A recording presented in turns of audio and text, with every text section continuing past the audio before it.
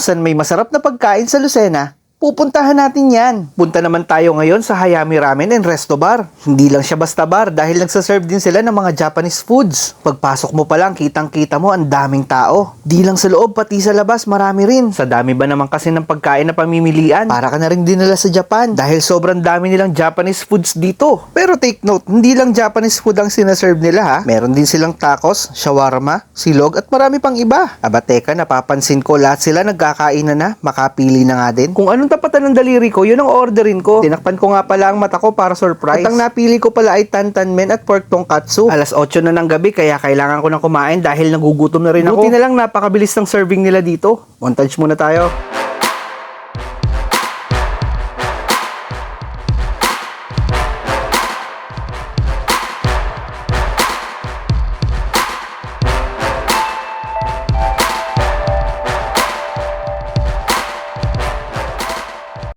Excited na akong tikman ng pork tongkatsu na in-order ko. Amoy pa lang, matatakam ka na talaga. First bite, alright. Napaka-tender at napakasarap nito. Sulit na sulit ang ibabayad mo. Crunchy on the outside pero yung meat niya sobrang lambot. Saktong-sakto pagkakatimpla, hindi mo na kailangan magsawsawan pa. Aba, ay sayang ang gulay, dapat kainin din. Sabi nga ni inay, wag magtirat baka lumabo ang mata. Abay, dahan-dahan dyan din at baka mabilaw ka naman. Tuloy-tuloy nga naman ang subo ko dito. Yanong sarap eh. Pagkaubos nga ng ating tongkatsu, tinira naman natin ang ating ramen. Abay, laki ng subo na rin. Ay yung sarap nga pala. Ari yanay!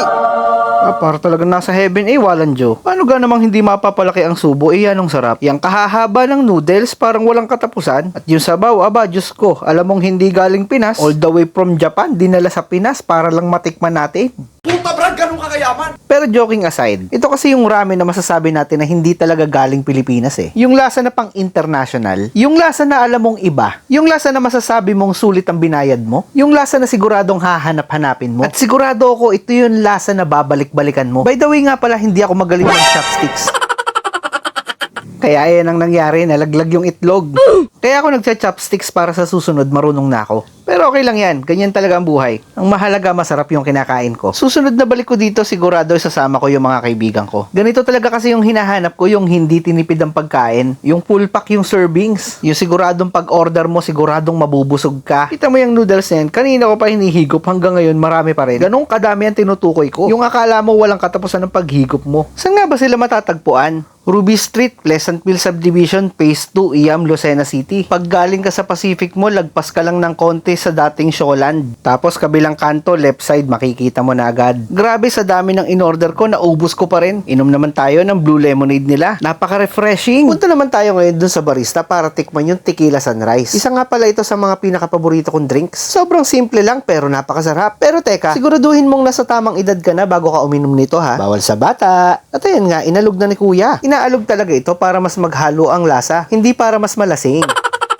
Mas masarap talaga mag-shot ng kaunti kapag katapos mong kumain. Kasabay na ng pagpapahindag. Ulitin ko lang ha, bawal sa bata. Sa totoo lang, ganitong bar talaga yung hahanap-hanapin mo eh. Yung tipong papanoorin mo kung paano timplahin. Napakaangas kaya nun. Dagdagan mo pa ng napakaangas na presentation. At may pa-orange pa. At ayan, natapos na nga ang timplahan. So, alam mo na, tiki man na. Hindi ko alam kung ba't inamoy ko, pero, ayan, tikman ko na lang. Gagi, sarap men. Punta naman tayo ngayon sa usapang performance. Featured nga palang singer si Mau Marcelo. At dahil may nakijam, syempre makikijam din tayo. Papahuli ba naman?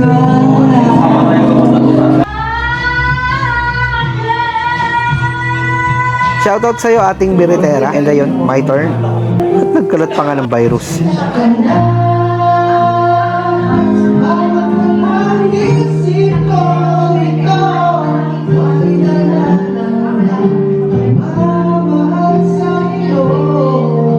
Kitang-kita mo ang saya ng mga customer sa pagdayo nila sa Hayami Ramen and Resto Bar. Silipin naman natin ang menu nila. Ebi curry, sausage curry, pork tongkatsu, chicken tongkatsu, pork katsudon, tongkatsu curry, gyudon, chicken katsudon, clubhouse, chicken burger, Caesar salad, french fries, carbonara, tuna linguine. O teka, marami pa. Bento meal naman tayo. Tongkatsu bento, karaage bento, pastra bento, meatball bento, at madami pang bento. Grabe, napakamura ng presyo nila. Imagine 128 pesos mo nakabento ka na. Fully loaded lang naman ang mga meal nila. Baka Hayami ramen in resto bar yan.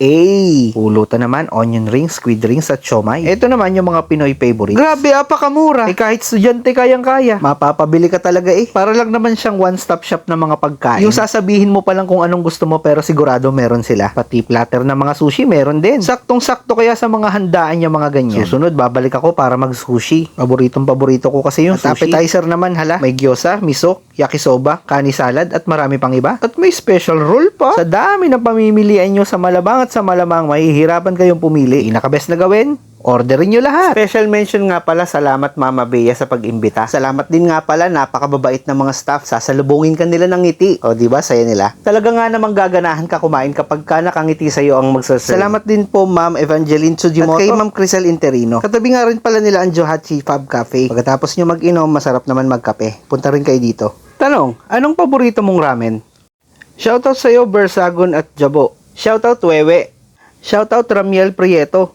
Shoutout Gaven Larita. At shoutout nga pala sa inyo ng mga mahihilig sa ramen. Saan kainan kaya tayo susunod na pupunta? Huwag niyong kalimutan mag-follow sa ating Facebook page. Huwag niyo rin kalimutan mag-like at mag-comment. Tsaka i-share niyo na rin ang video. Basta masarap na kainan, pupuntahan natin yan. Hanggang sa muli. Paalam!